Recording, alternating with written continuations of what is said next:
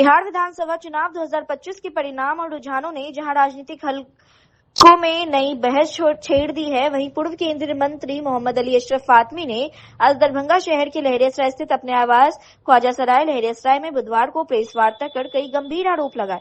पत्रकारों से बातचीत के दौरान उन्होंने कहा कि जो रुझान और परिणाम सामने आए हैं वे जमीन पर दिखे जन समर्थन से बिल्कुल अलग और अप्रत्याशित है। वहीं अली अशरफ फातमी ने कहा कि मतदान के दिन पूरे राज्य में माहौल इंडिया महागठबंधन के पक्ष में दिखाई दे रहा था।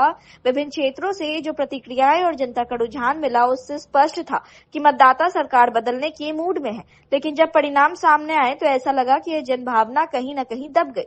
उन्होंने कहा कि जिस तरह के नतीजे आए हैं वैसा माहौल तो बिल्कुल नहीं था। जनता का झुकाव एक तरफ था, लेकिन परिणाम दूसरी दिशा में जा रहे हैं। यह लोकतांत्रिक प्रक्रिया पर बड़े सवाल खड़े करता है। वहीं मोहम्मद अली अशरफ फातमी ने चुनाव आयोग की कार्यप्रणाली पर भी गंभीर प्रश्न उठाए। उनका कहना था कि कई महत्वपूर्ण बिंदुओं और आयोग लोगों को संतोषजनक जवाब देने में असफल रहा है। उन्होंने आरोप लगाया कि मतदान के दौरान कई जगह ऐसी सूचनाएं आई कि मतदाताओं को 10-10 हजार रुपए बांटे जा रहे थे। यह लोकतंत्र के साथ खिलवाड़ है। अगर इस तरह चुनाव प्रभावित होंगे तो जनता का भरोसा कैसे बनेगा। उन्होंने राज्य सरकार पर भी कटाक्ष किया और कहा कि चुनाव के बीच में ही मतदाताओं के बैंक खातों में पैसे भेजे गए, जो निष्पक्ष चुनाव की भावना के विपरीत है। वहीं उनके अनुसार यदि चुनाव के दौरान सरकारी योजनाओं के नाम पर लोगों के खाते भरे जाते हैं तो यह सीधे सीधे वोट प्रभावित करने का प्रयास है। ईवीएम पर उठते सवालों को भी अली अशरफ फातमी ने दोहराया। उन्होंने कहा कि ईवीएम की विश्वसनीयता पर संदेह को खारिज नहीं किया जा सकता। कई स्थानों से ऐसी शिकायतें आई हैं कि मशीन में पहले से ही वोट दर्ज होने की आशंका है। उन्होंने कहा, हम यह नहीं कह रहे हैं कि हर मशीन में गड़बड़ी हुई, लेकिन जहां जहां शंकाएं उठी हैं वहां सत्य सामने आना चाहिए। पत्रकारों ने जब उनसे पूछा कि उन्होंने असदुद्दीन ओवैसी की पार्टी AIMIM से गठबंधन क्यों नहीं किया, तो उन्होंने तीखे अंदाज में जवाब दिया। कहा कि ओवैसी की पार्टी बीजेपी की बी टीम की तरह काम करती है और जहां AIMIM चुनाव लड़ती है वहां एनडीए को अप्रत्यक्ष फायदा मिलता है। उन्होंने कहा, ओवैसी जी मुसलमानों के हमदर्द बनने का नाटक करते हैं, लेकिन उनकी एंट्री सिर्फ बीजेपी को लाभ पहुंचाने के लिए होती है। ऐसे में उनसे गठबंधन करना हमारे सिद्धांतों और लक्ष्य के खिलाफ है। वहीं अली अशरफ फातमी ने बीजेपी और एनडीए उम्मीदवारों पर भी गंभीर आरोप लगाए कि कई जगहों पर इनके प्रत्याशियों द्वारा पैसे देने की शिकायतें मिली है। उन्होंने नीतीश कुमार को भी लेकर कहा कि बीजेपी ऐसा पार्टी है जो अवसर मिलने पर किसी को भी राजनीतिक रूप से किनारे कर सकती है और भविष्य में नीतीश कुमार भी इससे छूते नहीं रहेंगे। वहीं पत्रकारों ने जब कहा कि नई सरकार का शपथ ग्रहण होने जा रहा है, इस पर क्या कहना है, इस प्रश्न का उत्तर देते हुए पूर्व केंद्रीय अली अशरफ फातमी ने कहा कि हम बधाई देते हैं नई सरकार को और यह कहते हैं कि जो वादा सरकार ने किया था वह तमाम वादों को पूरा करे, सभी जनता के हित में अच्छा काम करे। अंत में उन्होंने कहा कि इंडिया महागठबंधन चुनाव प्रक्रिया की विस्तृत समीक्षा करेगा और आवश्यकता पड़ने पर न्यायालय का दरवाजा खटखटाने में भी पीछे नहीं हटेगा। उन्होंने कहा, लोकतंत्र की रक्षा के लिए यदि कानूनी लड़ाई भी लड़नी पड़े तो हमारी गठबंधन पूरी मजबूती से खड़ा रहेगा। ख्वाजा सराय लहरियासराय से संवाददाता मोहम्मद सरफराज आलम की रिपोर्ट, BTN न्यूज। आपने भी पूरे इलेक्शन को कवर किया है, देखा है और ग्राउंड पे भी गए हैं आप लोग। मैं जब से राजनीति में हूं, एक MP के हैसियत से या उससे पहले एक वर्कर, एक कार्यकर्ता की हैसियत से, मेरा ये पहला अनुभव है जिसमें रिजल्ट जो आना चाहिए उसके बिल्कुल ही विपरीत आया है, जो कहीं न कहीं ये संकेत देता है कि इलेक्शन के अंदर जो रिजल्ट है या तो उसके अंदर गड़बड़ी की गई है इलेक्शन कमीशन के द्वारा और दूसरे जो भी उससे जुड़े हुए लोग हैं उनके द्वारा, या फिर वोटरों को, खास तौर से गरीब लोगों को इलेक्शन के दौरान जब इलेक्शन अनाउंस हो गया उसके बाद भी और इलेक्शन जब चल रहा था उस दौरान भी उनके खातों में पैसे भेजकर लोगों को गुमराह करके वोट को अट्रैक्ट करना।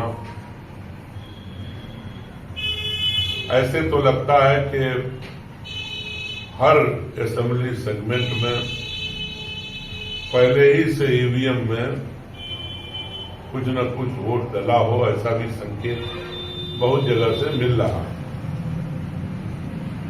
अब हम लोग इस पर पूरा स्टडी कर रहे हैं, क्योंकि इलेक्शन कमीशन की जो नीयत थी वो पहले ही से गड़बड़ नजर आ रही थी। SIR कराया गया बिल्कुल कम वक्त के अंदर, कई लाख लोगों का वोट काटा गया। उसके बाद आप देखिएगा तो इलेक्शन के पहले त्योहार आया, दीपावली और छठ का। इनके जो RSS के लोग हैं और बीजेपी के लोग हैं, मुख्तलिफ हिंदुस्तान के हरियाणा, पंजाब, गुजरात, महाराष्ट्र, हर जगह मीटिंग भी की और लोगों को ट्रेन में भेजने का काम किया वहां। आखिर यहां पैसा भी मिला उनके परिवार के लोगों को।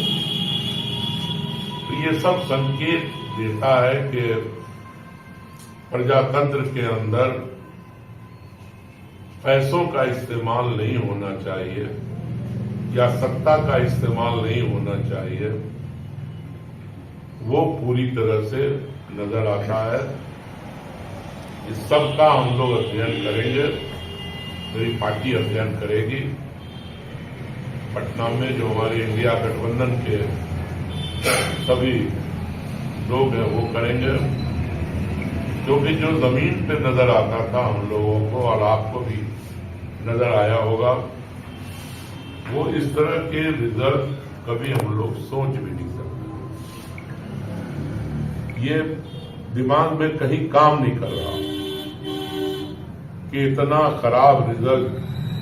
मैं बाहर के बारे में नहीं कहूं, लेकिन हाँ दरभंगा के बारे में तो मैं हर असेंबली सेगमेंट में खुद था, चाहे हया घाट हो, बहादुरपुर हो, शहर हो, जाले हो, केवटी हो, आपका बिस्वी हो,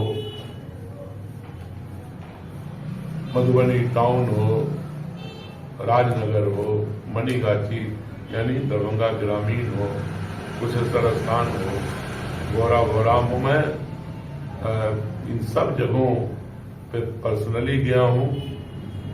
और जो मेरा ग्राउंड रिपोर्ट है या ग्राउंड पे हमने काम किया है, ये उस जो लोगों में, नौजवानों में खास तौर से जो रोजगार के लिए, नौकरी के लिए परेशान थे, तो ये वो नतीजा नजर नहीं आ रहा है।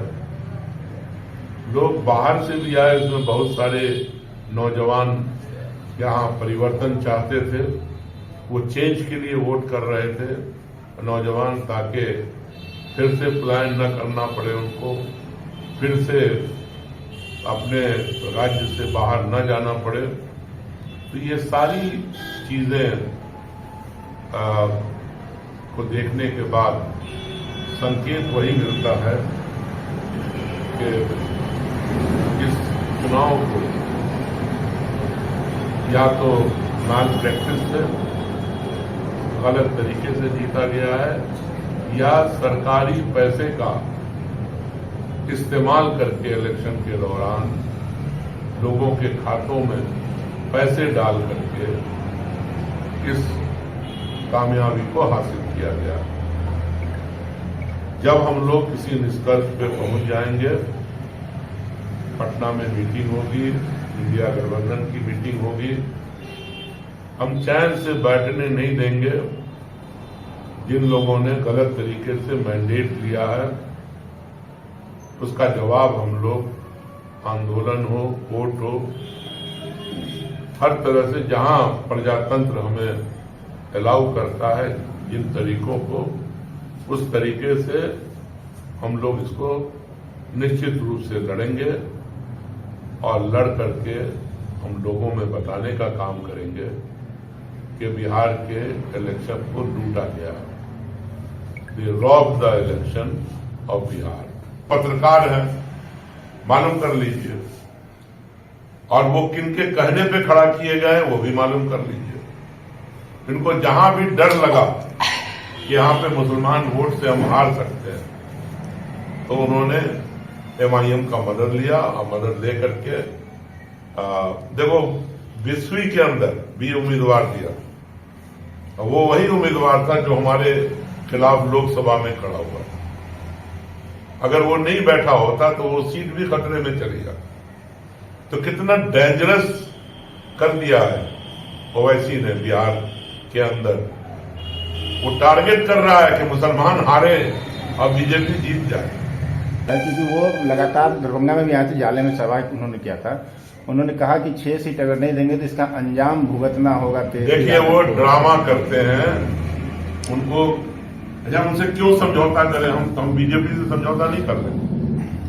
उन्हीं से करना हो अगर, हमारा किसी तरह का भी फिरका परस्ती, चाहे वो हिंदू के नाम पे हो, क्रिश्चियन के नाम पर हो, इस्लाम के नाम पर हो, वो बर्दाश्त नहीं है। हम बीजेपी से क्यों नहीं समझौता कर ले कि उनसे करें, एक बड़ी पार्टी से कर लें। ये सीधा सीधी भारतीय जनता पार्टी की अब बी टीम नहीं, वही टीम है जो काम कर रही है पूरे देश में।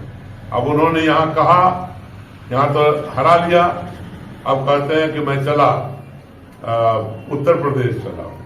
अब जहां जहां चुनाव होगा ये वहां पहुंच करके मुसलमानों को बरगलाएंगे और बीजेपी को फायदा पहुंचाने की कोशिश करेंगे।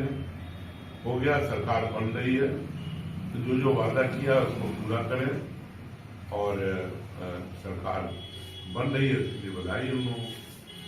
लेकिन मैंने इलेक्शन के दौरान भी कहा था, आज फिर आपसे कहते हैं, ये जो नीतीश जी को ये लोग मुख्यमंत्री बनाने जा रहे हैं, ये टैक्टिकल है। अभी बंगाल का चुनाव है, आसाम का चुनाव है, उसके बाद इनको धकिया करके बीजेपी वाले अपना मुख्यमंत्री बनाने का प्रयास करें। मैं फिर आपसे दोहरा रहा हूं कि खानदान के अंदर की लड़ाई उसको किनारे रखिए, वो लालू जी, राबड़ी देवी जी देख लेंगी। असर और तेजस्वी जी कोई असर नहीं पड़ता। तेज प्रताप जी अलग थे, तो क्या असर पड़ गया?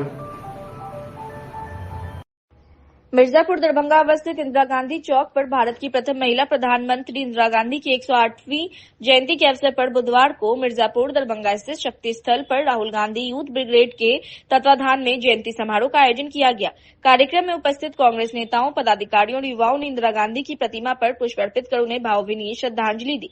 इस अवसर पर कांग्रेस जिला अध्यक्ष दयानंद जी, वरिष्ठ उपाध्यक्ष रियाज अली खान, अखिलेश चौधरी, प्रदेश डेलीगेट रामनारायण झा, परमानंद झा, अमरेंद्र, सुमन झा, रजनीश चौबे, प्यारे खान, प्रभाकर मिश्रा, रमन झा, जमाल हसन, महिला नेत्री रीता मिश्रा, दिनेश गंगनानी, राम पुकार चौधरी सहित बड़ी संख्या में कांग्रेस कार्यकर्ता मौजूद रहे। राहुल गांधी यूथ ब्रिगेड ने सभी आगंतुकों के प्रति आभार जताया। कार्यक्रम की अध्यक्षता ब्रिगेड के संस्थापक अध्यक्ष अखिलेश कुमार झा ने की, जबकि मंच संचालन गोपाल झा और रजनीश चौबे द्वारा किया गया।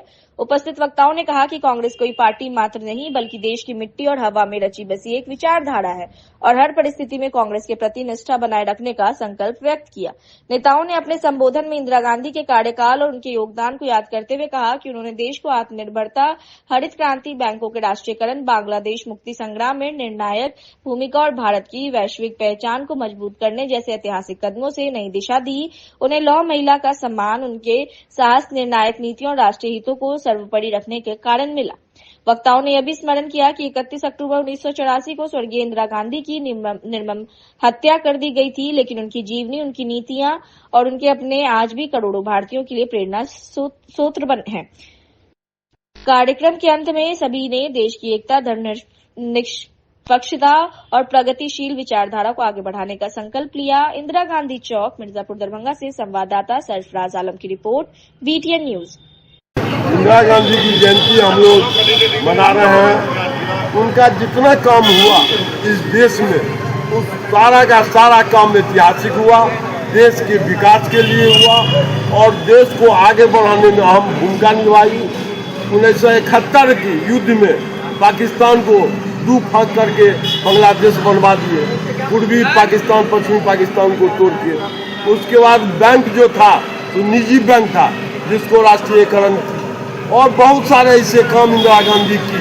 हम दो हमारे दो उन्हीं का नारा था। 2 बच्चे की हस्ती से कटे जवानी मस्ती से। इंदिरा गांधी का जितना काम रहा है वो बुनियादी ढांचा पर इतना मजबूत काम रहा है, यहाँ देश जो है सो विकास कर रहा है, उस पर आगे चल रहा है और देश हमेशा इंदिरा गांधी को नमन अपना परिचय दीजिए। रमन कुमार झा। आज इंदिरा जी का पुण्यतिथि जयंती है। आज हमारी इंदिरा जी आयरन लेडी और भारत के प्रथम महिला प्रधानमंत्री रही और उन्होंने जो देश के लिए, कांग्रेस पार्टी के लिए, महिलाओं के लिए जो जितना त्याग की, उसी का हम लोग याद करके उनकी जयंती मना रहे हैं। कहाँ पर मना रहे? या मिर्जापुर के इंदिरा चौक से। अपना परिचय दीजिए। रीता मिश्रा और यहाँ उपाध्यक्ष हैं। आज भारत रत्न स्वर्गीय इंदिरा गांधी जी जो भारत के प्रथम महिला प्रधानमंत्री बनी, उनका आज मिर्जापुर चौक पर 108वां जन्म जयंती मनाई गई है कांग्रेसजनों के द्वारा। भारत के इतिहास में श्रीमती इंदिरा गांधी ऐसे प्रधानमंत्री थी जिनका आज उदाहरण है। गरीबी मिटाओ का नारा उसने दिया। आज भारत जो बढ़ रहा है उसमें श्रीमती इंदिरा जी का बहुत बड़ा योगदान है। 1971 में श्रीमती इंदिरा जी के कार्यकाल में पाकिस्तान का 2 भाग हुआ और बांग्लादेश का गठन उनका ऐतिहासिक कार्यक्रम है। बैंकों के राष्ट्रीयकरण की नीति इंदिरा जी ने 1969 में लागू की, जिसके आधार पर बैंकों का राष्ट्रीयकरण हुआ और आम जन जो है उनको आज बैंक से लाभ मिल रहा है। उससे पहले राजघराने को बड़े बड़े उद्योगपति को मिलता था और 1969 में इंदिरा जी ने जो बैंकों का राष्ट्रीयकरण की वो सब ऐतिहासिक भारत के विकास के लिए ऐतिहासिक कदम उनका है। आज हम नमन करते हैं इंदिरा जी को उनके 108वीं जयंती को। अपना नाम बताइए। राम प्रकाश चौधरी, उपाध्यक्ष जिला कांग्रेस। आज हम लोग भारत की प्रथम महिला प्रधानमंत्री, दुनिया की नेत्री स्वर्गीय इंदिरा जी की 108वीं जन्म शताब्दी पर यहाँ पर उपस्थित हुए हम सभी कांग्रेसजन। उन्हें हम सभी ने श्रद्धा सुमन अर्पित किया है देश की तरफ से, कांग्रेस की तरफ से। और मैं यहाँ पे उपस्थित सभी कांग्रेस वरिष्ठ पदाधिकारियों का बहुत बहुत धन्यवाद देता हूँ कि राहुल ब्रिगेड के इस कार्यक्रम में जिला के दरभंगा के मिर्जापुर स्थित शक्ति स्थल, जिसके संस्थापक हमारे गोपाल जी भैया हैं, इस स्थल पे सबों ने मौजूद होकर के स्वर्गीय प्रधानमंत्री को श्रद्धा सुमन अर्पित किया, उन्हें याद किया। आज हम सभी कांग्रेस कार्यकर्ता यहाँ से देश को संदेश देना चाहते हैं कि सभी विषम परिस्थितियों में कांग्रेस का हर एक कार्यकर्ता कांग्रेस के साथ सशक्त रूप से खड़ा है। परिस्थितियां चाहे कैसी भी हों, हम लोग घबराने वाले नहीं हैं, टूटने वाले नहीं हैं। इंदिरा जी की सोच के साथ कांग्रेस का झंडा हमेशा उसी सच्चाई के साथ देश के साथ खड़ा रहेगा। इसी के साथ जय हिंद, जय। अपना नाम बताइए। अखिलेश शाह, राहुल ब्रिगेड। मां श्यामा मंदिर न्यास समिति दरभंगा द्वारा आयोजित 9 दिवसीय नवायज्ञ का आज भावपूर्ण माहौल में भव्य समापन हो गया। समापन के मौके पर मंदिर प्रांगण के चारों ओर श्रद्धालुओं का जनसैलाब उमड़ पड़ा। पिछले 9 दिनों से चल रहा यह धार्मिक अनुष्ठान भक्तों की आस्था और श्रद्धा का केंद्र बना रहा और बुधवार को उसके अंतिम दिन दर्शन पूजन करने के लिए लोगों की भारी भीड़ देखी गई। यज्ञ के समापन अवसर पर सूर्योदय से ही श्रद्धालुओं की कतारें मंदिर के अंदर से लेकर मंदिर परिसर के बाहर तक फैल गई थी। माता के जयकारों से पूरा इलाका गूंज रहा रहा था। चारों तरफ भक्ति संगीत, शंख ध्वनि और हवन की सुगंध से वातावरण आध्यात्मिकता में डूबा हुआ दिखा। आयोजन समिति के सदस्यों ने बताया कि इस वर्ष समापन दिवस पर अनुमानित तौर पर अब तक की सबसे अधिक भीड़ देखी गई है। मां श्यामा मंदिर को पूरे मिथिला क्षेत्र में अत्यंत चमत्कारी और सिद्धिपीठ माना जाता है। मान्यता है कि यहाँ आने वाले भक्त जो भी मनोकामना लेकर माता के चरणों में शीश झुकाते हैं वह मनोकामना अवश्य पूर्ण होती है। इस आस्था के कारण दूर दूर से श्रद्धालु यहाँ पहुंचते हैं। इस बार आयोजित नवायज्ञ में देश के विभिन्न राज्यों उत्तर प्रदेश, झारखंड, दिल्ली, बंगाल, असम सहित कई प्रदेशों से बड़ी संख्या में भक्त पहुंचे। नवायज्ञ के दौरान प्रतिदिन सुबह शाम विशेष पूजा, हवन, देवी भागवत पाठ, भजन कीर्तन और प्रवचन का आयोजन किया गया। समापन दिवस पर मां को विशेष श्रृंगार किया गया और भक्तों ने बारी बारी से दर्शन किया। समिति के कार्यकर्ताओं और स्वयंसेवकों ने भीड़ को नियंत्रित करने और श्रद्धालुओं को सुचारू रूप से दर्शन कराने में महत्वपूर्ण भूमिका निभाई। मंदिर परिसर और आसपास सुरक्षा व्यवस्था पुख्ता की गई थी। प्रशासन की ओर से भी अतिरिक्त पुलिस बल की तैनाती की गई ताकि किसी प्रकार की अव्यवस्था न हो। यज्ञ आयोजन समिति के सदस्यों ने बताया कि 9 दिनों तक चले इस पावन कार्यक्रम में श्रद्धालुओं ने पूरे मनोयोग से भाग लिया। कई भक्तों ने अनुष्ठान में अपनी मनोकामना पूर्ति के लिए विशेष आहुतियां भी समर्पित की। समिति ने भक्तों के लिए जल, प्रसाद और चिकित्सा व्यवस्था भी की थी जिससे किसी भी श्रद्धालु को कोई असुविधा न हो। मंदिर परिसर में लगे मेले में भी खासा उत्साह देखने को मिला। बच्चों से लेकर बुजुर्गों तक सभी ने मेले में स्थापित धार्मिक और सांस्कृतिक दुकानों का आनंद लिया। समापन के बाद भंडारों का आयोजन किया गया जिसमें हजारों श्रद्धालुओं ने प्रसाद ग्रहण किया। समापन कार्यक्रम के बाद समिति की ओर से बताया गया कि अगले वर्ष इस यज्ञ को और अधिक व्यापक स्तर पर आयोजित करने की तैयारी रहेगी। भक्तों की बढ़ती आस्था और भीड़ को देखते हुए व्यवस्थाओं के विस्तार पर भी विचार किया जा रहा है। मां श्यामा मंदिर में 9 दिवसीय नवायज्ञ का आयोजन भक्तों की आस्था, विश्वास और सांस्कृतिक एकता का जीवंत उदाहरण बन गया। समापन दिवस पर उमड़ी अप्रत्याशित भीड़ ने एक बार फिर सिद्ध कर दिया कि मां श्यामा मंदिर मिथिला की आध्यात्मिक और धार्मिक पहचान का केंद्र है। नवायज्ञ के संबंध में जो जानकारी मिली है उसके अनुसार यज्ञ का इस वर्ष 48वां वर्षगांठ है और यज्ञ में लगातार श्रद्धालुओं की हर वर्ष भीड़ बढ़ती जाती है। श्रद्धालुओं की काफी आस्था है। श्यामा मंदिर प्रांगण दरभंगा से संवाददाता सरफराज आलम की रिपोर्ट, PTN न्यूज।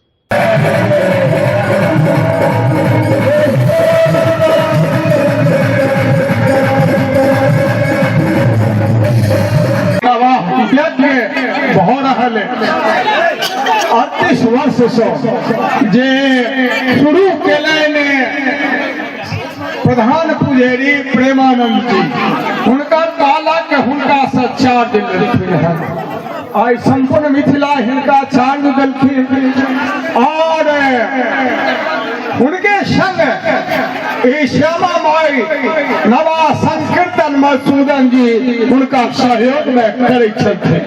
आई दुनू में सख्यो नहीं छथि। हम न्यास के सब सदस्य, अध्यक्ष, उपाध्यक्ष, सचिव, सब सदस्य के धन्यवाद और सनक आई हमार कन्वीनर सब व्यवस्था सही हुआ है। प्रशासन का सहयोग मिला है और 88 से इसका प्रारंभ हुआ। किस लिए किया जाता है नवायज्ञ यहाँ? देश और विश्व कल्याण के लिए, देश और समाज समृद्धि कल्याण के लिए। अपना परिचय दीजिए। रमानाथ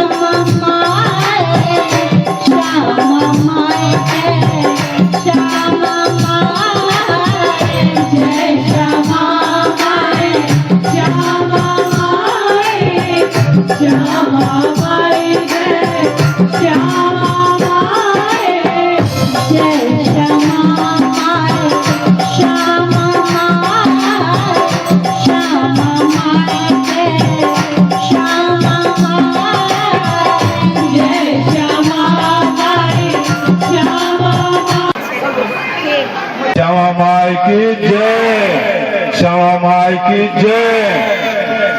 श्री श्यामा माई की, श्री श्यामा माई की, श्री श्यामा माई की, उमापति महादेव की, पवनसुत हनुमान की, अन्नपूर्णा माई की, तारा माई की, समापन समारोह था? समापन समारोह आज 10 दिन से मैया का नाम धूम, हवन, संकीर्तन और साथ साथ मैया का महामंत्र जो निवारण मंत्र जो है उसका आज जो है हो रहा था। आज पूर्णाहुत 1:30 बजे पूर्णाहुत हुआ है। और यह जो है व्यक्तिगत नहीं है, विश्व कल्याणार्थ किया जाता है। 1988 में जब बिहार में भूकंप आया और 87 में जब बाढ़ आई, उसके विभिन्नता देखते हुए तब यह शुरू किया। डॉक्टर प्रेमानंद झा पूर्व प्रधान पुजारी श्यामा मंदिर, उन्हीं के द्वारा यह शुभारंभ किया था, किए थे और उसी दिन से लगातार हो रहा है। आज किनके जो आज क्योंकि आज जो है प्रधान पुजारी श्यामा मंदिर शरद कुमार झा, उनके द्वारा समापन यज्ञ का पूर्णाहुत किया गया। नाम बताइए। दुर्गानंद ठाकुर, मिर्जापुर। भूख हड़ताल का तीसरे दिन भी जारी, छात्रों का स्वास्थ्य तेजी से गिर रहा है। 11 सूत्री मांगों पर अड़े मिथिला विश्वविद्यालय परिसर में मिथिला स्टूडेंट यूनियन द्वारा की जा रही है अनिश्चितकालीन भूख हड़ताल तीसरे दिन भी जारी है। छात्रों की 11 सूत्री मांगों पर विश्वविद्यालय प्रशासन की अनदेखी और वर्षों की अव्यवस्था के खिलाफ यह आंदोलन निरंतर तेज होता जा रहा है। लगातार 72 घंटे से अन्न पानी त्याग कर धरने पर बैठे छात्रों की स्वास्थ्य स्थिति चिंताजनक होती जा रही है। डॉक्टर द्वारा नियमित स्वास्थ्य परीक्षण किया जा रहा है और सभी भूख हड़ताली छात्रों को आराम एवं चिकित्सीय देखभाल की सलाह दी गई है, लेकिन वे अपने संकल्प से पीछे हटने को तैयार नहीं है। इस आंदोलन का नेतृत्व कर रहे भूख हड़ताली छात्र सब विश्वविद्यालय महासचिव आदर्श मिश्रा, विश्वविद्यालय उपाध्यक्ष एवं जेएन कॉलेज मधुबनी के अध्यक्ष MD Seraj, JN college Madhubani अध्यक्ष आनंद पासवान, एलएनजे कॉलेज अध्यक्ष कुंदन भारती, छात्र नेता शिवम ठाकुर ने स्पष्ट कहा कि आंदोलन सत्ता या राजनीति का नहीं बल्कि विश्वविद्यालय के भीतर छात्र हित और शैक्षणिक सुधार के लिए एक निर्णायक संघर्ष है। एमएसयू विश्वविद्यालय अध्यक्ष अनीश चौधरी ने वरिष्ठ छात्र नेत्री रचना विभा झा, जिला उपाध्यक्ष राजीव मंडल, विश्वविद्यालय सचिव शिवम प्रताप सिंह, बेनीपुर प्रखंड अध्यक्ष गौतम झा, विश्वविद्यालय कोषाध्यक्ष नारायण मिश्रा आदि ने संयुक्त रूप से कहा कि प्रशासन की निष्क्रियता और वर्षों से जमी अव्यवस्था ने छात्रों को इस कठोर पथ पर चलने के लिए मजबूर किया है। उन्होंने आरोप लगाया कि कुलपति और डीएसडब्ल्यू द्वारा केवल मौखिक आश्वासन दिए जाते रहे हैं, जिन पर अब भरोसा नहीं किया जा सकता। एमएसयू की 11 सूत्री मांगे विश्वविद्यालय की बुनियादी आवश्यकताओं से जुड़ी है, जिनमें प्रमुख रूप से विश्वविद्यालय और कॉलेजों के शैक्षणिक सत्र को नियमित करना, छात्र संघ चुनाव की तिथि तुरंत घोषित करना, सभी महाविद्यालयों में नई छात्रावास का निर्माण और बंद छात्रावास को पूर्ण चालू करना, विश्वविद्यालय परिसर में स्वच्छ शौचालय, शुद्ध पेयजल और छात्र प्रतीक्षालय की व्यवस्था, नामांकन प्रक्रिया को पारदर्शी और सुचारू बनाना, विश्वविद्यालय में छात्रों की सुरक्षा और सम्मानजनक वातावरण को सुनिश्चित करना शामिल है। एमएसयू नेताओं ने कहा कि प्रशासन को बार बार ज्ञापन, बैठकें और वार्ता के बाद भी कोई ठोस कदम न उठाने के कारण ही छात्रों को यह कठोर निर्णय लेना पड़ा है। उन्होंने चेतावनी दी कि यदि प्रशासन ने तत्काल लिखित आदेश जारी नहीं किया तो आंदोलन और व्यापक होगा, जिसकी पूरी जिम्मेदारी विश्वविद्यालय प्रशासन की होगी। धरना स्थल पर बड़ी संख्या में छात्र छात्राएं, पूर्व छात्र, सामाजिक संगठन और अभिभावक जुटकर एमएसयू के संघर्ष को समर्थन दे रहे हैं। लोगों का कहना है कि छात्रों की मांगे पूरी तरह न्याय संगत है और इतने बड़े विश्वविद्यालय में बुनियादी सुविधाओं का अभाव होना शर्मनाक है। एमएसयू ने राज्य सरकार और उच्च शिक्षा विभाग से भी हस्तक्षेप की मांग की है ताकि विश्वविद्यालय प्रशासन को जवाबदेह बनाया जा सके और छात्रों की शिक्षा व स्वास्थ्य से खिलवाड़ बंद हो। अंत में एमएसयू ने कहा कि यह संघर्ष मिथिला विश्वविद्यालय को सुधारने, व्यवस्थित करने और छात्रों को सम्मानजनक शैक्षणिक माहौल दिलाने की ऐतिहासिक लड़ाई है। जब तक 11 सूत्री मांगों पर ठोस कार्रवाई नहीं होगी, भूख हड़ताल जारी रहेगी। मौके पर उपस्थित आदित्य कुमार, राजेश मंडल, शुभम ठाकुर, शिवम झा, प्रतीक सत्संगी, रिमझिम कुमारी, संदीप सिंह, प्रशांत मैथिल एवं दर्जनों छात्र छात्रा मौजूद रहे।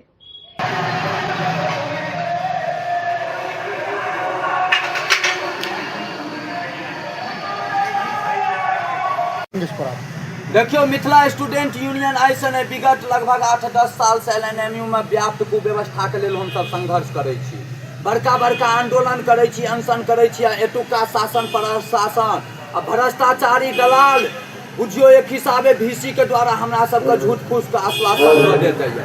किछु दिन पूर्व में सेहो आंदोलन भेल छलै, हमरा सबके आश्वासन देल गेल छल कि तमाम तरह के समस्या के निर्गत कयल जेतै, लेकिन एतुका दलाली बंद नहीं भेलै हन। एहिठाम समय पर सेशन नहीं चलै छै, एकोटा कॉलेज में पीजी के पढ़ाई नहीं भऽ रहल छै, नामांकन के नाम पर पैसा वसूलल जाइ छै, जकर वीडियो वायरल भेल हेतै कएटा। एकोटा कॉलेज में शौचालय के व्यवस्था नहीं छै, चापाकल के व्यवस्था नहीं है। अपन से हमर सबका एतेक पुरान जे दरभंगा के यूनिवर्सिटी जे दरभंगा महाराज पूरा भारतवर्ष में नाम कमेने छै, जे दरभंगा महाराज भारत का हर यूनिवर्सिटी में अपन योगदान देने छथिन, हुनकर अपन घर के यूनिवर्सिटी के ई दुर्दशा छै। जतो समय पर नामांकन नहीं होय छै, जतो समय पर रिजल्ट नहीं मिले छै, जतो विद्यार्थी सबके बरगला देल जाय छै, जतो विद्यार्थी सब संगे भ्रष्टाचारी दलाल सब कमीशनगिरी करे छै, लेकिन आवाज उठेला बाद भीषियो नहीं सुनै छै। हमर सबके मांग छै एक टाइम से केंद्रीय विश्वविद्यालय बने, कि हमर सबके LNMU को ओतेक अधिकार नहीं छै जे केंद्रीय विश्वविद्यालय बने।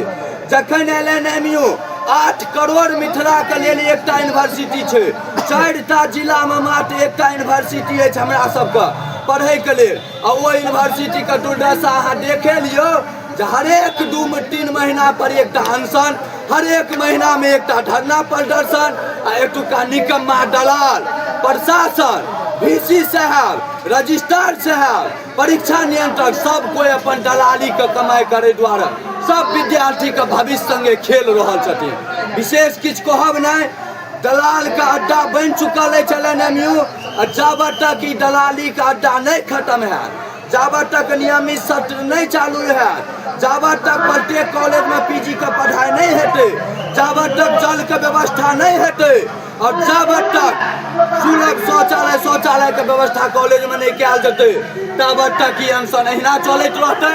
72 घंटा पुरि गेलै, आब जते काल हॉस्पिटल जाथिन बा जतो जाथिन ई VC साहब सोचि लो, अगर नहीं सुधरलै, अगर नहीं वार्ता मानता हमर सबके, तो परसू खन 21 तारीख के राज्यपाल महोदय अबै छथिन, काला झंडा के संगे संगे हम सब पूरा समस्या सेहो बतेबै। हमर नाम रणधीर झा भेल, हम मिथिला स्टूडेंट यूनियन के दरभंगा जिला के संगठन मंत्री छी। बैठे हुए हैं, क्या मांग है, कब से बैठे हुए हैं?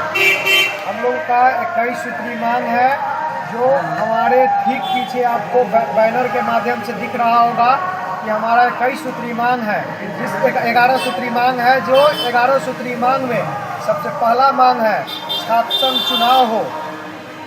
ये छात्र संघ चुनाव 2019 के बाद अभी तक बंद पड़ा हुआ है। यहाँ का जो प्रशासन है, यहाँ का जो कुलपति है, चाह रहे हैं कि जो छात्र का आवाज़ जो बन के उभरती है छात्र नेता, उसकी आवाज़ों को दबा दिया जाए। इसी मांग को लेकर हम लोग यहाँ बैठे हुए हैं। और दूसरा मांग है स्नातक और स्नातकोत्तर का पढ़ाई को नियमित किया जाए, जो कि 4-4 महीना 5-5 महीना सेशन लेट है। और मांग है कि विश्वविद्यालय में न शुद्ध जल का व्यवस्था है, न शौचालय का व्यवस्था है, न लड़की सबके लिए वेटिंग रूम का व्यवस्था है। इससे पहले भी ये अनशन हम लोग, हमारा भूख हड़ताल पे दूसरी बार है। इससे पहले हम 15 जनवरी को भी बैठे हुए थे और इसी मांग को लेकर बैठे हुए थे, लेकिन विश्वविद्यालय प्रशासन के द्वारा हमको आश्वासन दिया गया था कि 2 से आप अनशन आप लोग तोड़ दीजिए, हम 2 से 3 दिन में ये जो शौचालय, प्रतीक्षालय और पेयजल का जो व्यवस्था है हम करवा देंगे। लेकिन इसमें भी ये कार्रवाई करने में विश्वविद्यालय प्रशासन कहीं न कहीं नाकाम है। इसी सारी मांग को लेकर 11 सूत्री मांग है, जिसमें विश्वविद्यालय प्रशासन अभी तक नाकाम है। एक तरफ देखा जाए आप लोग अनशन में बैठे 11 सूत्री मांग लेकर के, लेकिन एक मांग इसमें आपका नहीं है, विश्वविद्यालय में दलालों की अड्डा। देखिए, उस चीज को लेके लगातार हम विश्वविद्यालय प्रशासन को ज्ञापन दिए, उसके बाद हर आंदोलन में उस चीज का चर्चा किए, लेकिन विश्वविद्यालय प्रशासन सीधा अपने ऊपर से भार हटा रहे हैं, कह रहे हैं कि विश्वविद्यालय में दलाली नहीं होती है। आप लोग बेवजह दलालों का जो नाम डाल रहे हैं ये गलत है। लेकिन मैं कहता हूं कि विश्वविद्यालय में जो दूर दराज से छात्र छात्राएं आते हैं वो दलालों के शिकार में पड़ जाते हैं, उनको कहीं सही दिशा पता नहीं होता है, इसलिए वो किसी को कह नहीं पाते हैं। लेकिन मेरे संपर्क में जो छात्र छात्राएं होते हैं वो डायरेक्ट आके कहते हैं कि भैया मेरा ये दलाली हो गया, मेरा ये पैसा ले लिया है, मेरा वो पैसा ले लिया है। लेकिन उसके बावजूद भी विश्वविद्यालय में कहते थे, विश्वविद्यालय से डायरेक्ट पल्ला जा रही है कि ये दलाली का जो आरोप है ये सीधा सीधी गलत है। कब से धरना पर बैठे हुए हैं? हम लोग 17 नवंबर से धरना स्थल पे अनिश्चितकालीन भूख हड़ताल पे बैठे हुए हैं, जिसका आज तीसरा दिन है। लेकिन विश्वविद्यालय प्रशासन के द्वारा कोई कार्रवाई अभी तक नहीं किया गया है, सिर्फ आश्वासन दिया जा रहा है। लेकिन हम लोग आश्वासन से मानने वाले नहीं हैं। अगर हमारा मांग नहीं माना जाता है तो 21 नवंबर को बिहार के महामहिम राज्यपाल दीक्षांत समारोह में मिथिला विश्वविद्यालय में आ रहे हैं। अगर हमारे मांगों पर ठोस कार्रवाई सकारात्मक वार्ता नहीं होती है तो मिथिला स्टूडेंट यूनियन और हमारा जो अनशनकारी है और हम आदर्श मिश्रा इसका खुला चुनौती के साथ काला झंडे दिखाने का काम करेंगे। कितने आदमी अनशन में बैठे हुए आप लोग? हम लोग 5 आदमी अनशन पे बैठे हुए हैं और मेरा अनशनकारी का हाल दिन प्रतिदिन गड़बड़ाता जा रहा है, लेकिन विश्वविद्यालय प्रशासन इस पे भी कोई कार्रवाई नहीं कर रही है। क्या नाम है 5 आदमी का? आदर्श मिश्रा, उसके बाद शिवम ठाकुर, आनंद पासवान, कुंदन भारती और एमडी सिराज। अपना परिचय दे दीजिए। आदर्श मिश्रा, विश्वविद्यालय महासचिव।